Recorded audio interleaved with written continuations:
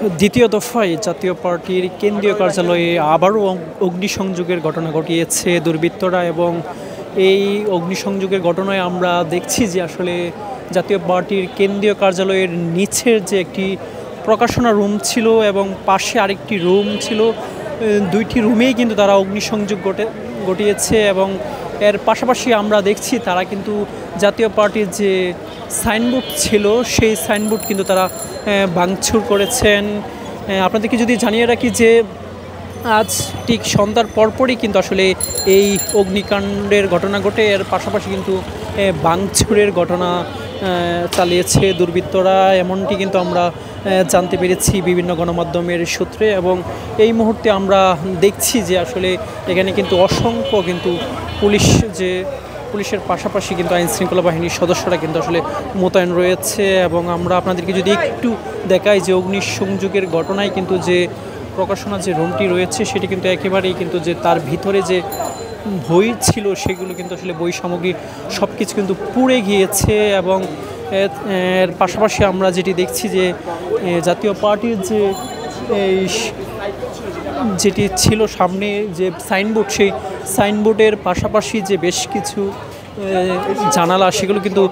ভাঙচুর করা হয়েছে এবং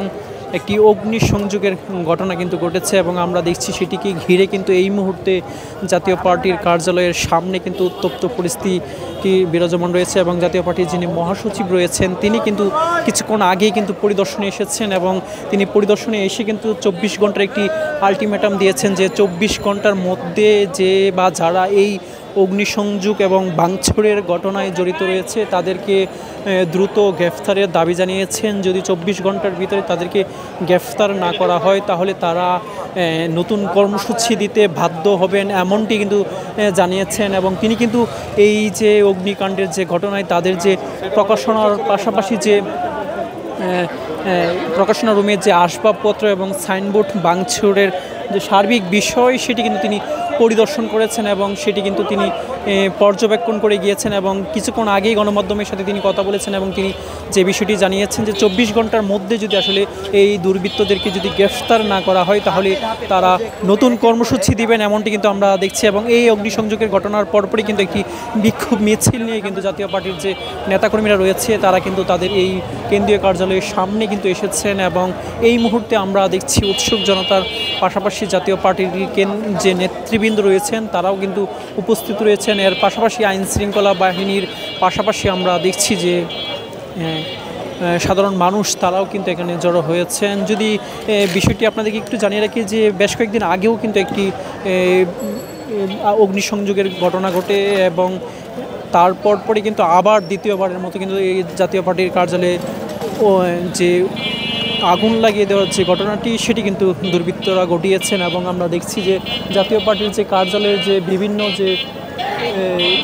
সামনের যে বিভিন্ন আসবাবপত্র ছিল সেগুলো কিন্তু তারা ভাঙচুর করেছেন, এমনটি কিন্তু আমরা দেখছি। এবং সেটিকে ঘিরে কিন্তু এই মুহূর্তে জাতীয় পার্টির কেন্দ্রীয় কার্যালয়ের সামনে কিন্তু এক ধরনের উত্তপ্ত পরিস্থিতি বিরাজমান রয়েছে। তো আমরা যেটি দেখছি যে আসলে জাতীয় পার্টির নেতাকর্মীরা কিন্তু তারা এসেছেন, তারা বলছেন যে এই যে ঘটনা এই ঘটনার সাথে গণ অধিকার পরিষদের নেতৃবৃন্দরাই জড়িত, এমনটি কিন্তু তারা অভিযোগ করছেন যে তারা এর আগেও এই অগ্নিকাণ্ডের ঘটনা ঘটিয়েছে এবং দ্বিতীয় দফায় তারা আবারও এই অগ্নিকাণ্ড এবং ভাঙচুরের ঘটনা ঘটিয়েছে। এবং তারা বলছেন যে তাদেরকে যদি গ্রেফতার না করা হয় তাহলে তারা নতুন কর্মসূচি দিতে বাধ্য হবেন, এমনটি কিন্তু জানানো হয়েছে জাতীয় পার্টির পক্ষ থেকে। তো এই ছিল আমার কাছে জাতীয় পার্টির কেন্দ্রীয় কার্যালয়ে যে অগ্নিসংযোগ এবং ভাঙচুরের যে ঘটনা সেই ঘটনার থেকে আমার কাছে থাকা সবশেষ তথ্য।